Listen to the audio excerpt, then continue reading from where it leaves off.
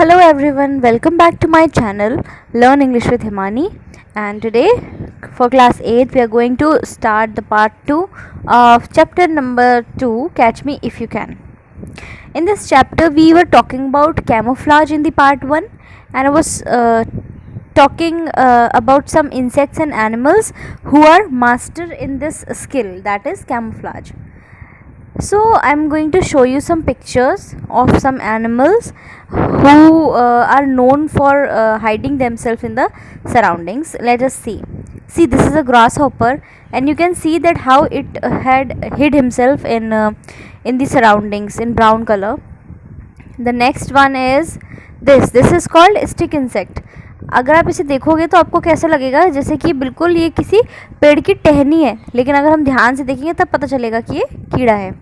ये देखिए फ्लावर के साथ लगा हुआ है, हमें पता ही नहीं चल रहा कि इंसेक्ट आकर बैठा कहाँ पे है. Okay, next is on us.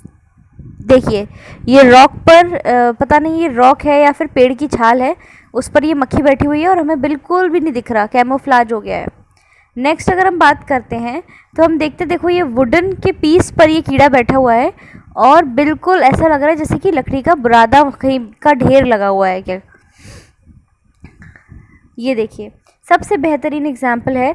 देखने में ऐसा लगेगा पेड़ पर सूखी हुई पत्ती लटकी हुई है, लेकिन वहाँ पे क्या है, वहाँ पे कीड़ा है, बटरफ्लाई जैसा. ये देखिए ये कैमेलियन है, गिरगिट जिसे आप बोलते हो. पेड़ के तने के रंग में ऐसा रंग गया है कि एक बार को देखने पे तो समझ ही नहीं आएगा आपको. और ये भी देखिए, ये तो पत्थर का कलर बिल्कुल सेम टू सेम उसने अपना कर लिया है. तो ये कुछ इंसेक्ट्स होते हैं.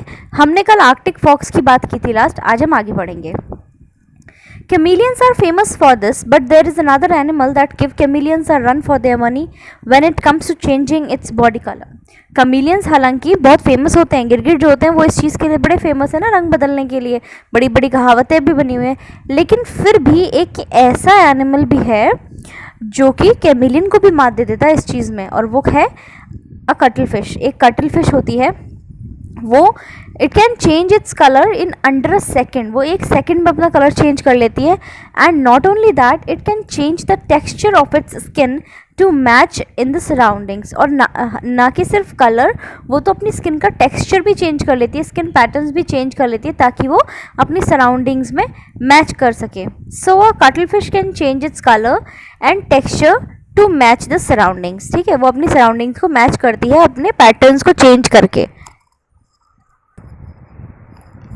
A rock, sand or sea plant. It does not stop here. A cuttlefish can also scare away predators by suddenly creating bold stripes on its skin, changing its color and making itself look as big and threatening as possible.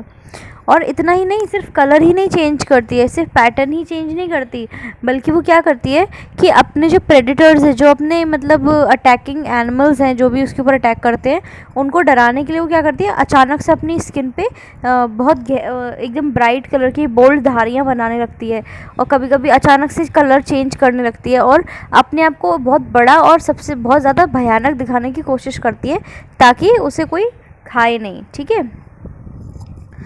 Another form of camouflage is seen in animals such as leopards and zebras. कुछ अलग तरीके का camouflage जो होता है वो हमें leopards में और जीब्राज में देखने को मिलता है, क्योंकि उनके पास स्ट्राइप्स होते हैं और स्पॉट्स होते हैं. The patterns, the spots and stripes on such animals help them to confuse and distract the predators. उनके ऊपर जो पैटर्न होता है, जो स्पॉट्स होते हैं, जो स्ट्राइप्स होते हैं, तो वो क्या करते हैं, वो जो भी एनिमल शिकार करने वाला है उसको डिस्ट्रैक्ट कर देते हैं, उसको कंफ्यूज कर देते हैं.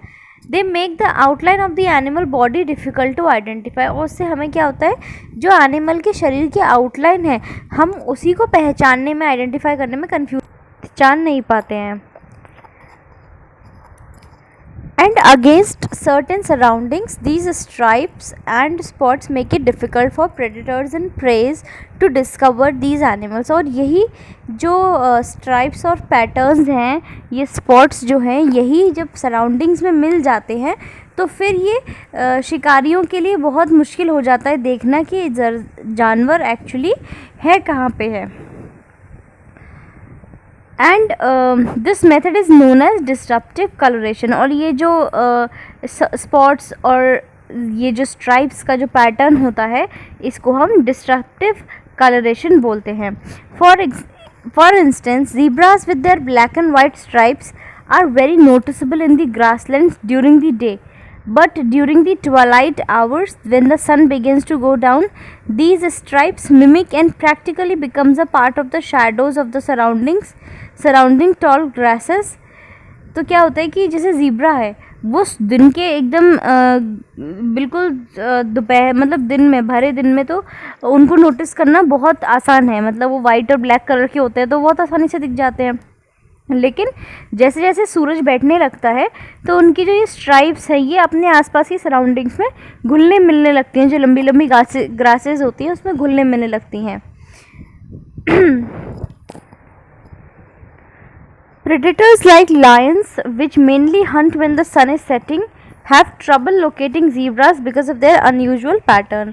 और फिर जैसे जो शिकारी एनिमल्स हैं जैसे कि लायन हो गया, तो ये जो एनिमल्स होते हैं ना ये हमेशा सूरज के उतरने के साथ ही शिकार करते हैं। ऐसा नहीं होता कि सुबह सुबह चलो ब्रेकफास्ट कर लिया जाए, ऐसा नहीं करते हैं। ये थोड़ा सा दोपहर के बाद ही शिकार करते हैं, तो उस वक्त इनके लिए ज़ेब्रा को पहचानना बहुत मुश्किल हो जाता है उनके पैटर्न की वजह से। Even some butterflies follow this method to hide themselves. बहुत सारी बटरफ्लाइज होती हैं जो कि इसी मेथड का इस्तेमाल करती हैं अपने आप को सराउंडिंग्स में छिपाने के लिए। चलिए बच्चों आज के लिए इतना ही, और आज आप इसको पढ़ के समझिएगा। मैं आपको ज़्यादा इसलिए नहीं करा रही हूँ क्योंकि फिर आपको एकदम से समझ नहीं आएगा, थोड़ा थोड़ा करके करेंगे, नो प्रॉब्लम। और अगर आपको कोई प्रॉब्लम आए तो प्लीज़ कमेंट करिएगा, लाइक शेयर एंड सब्सक्राइब करिएगा।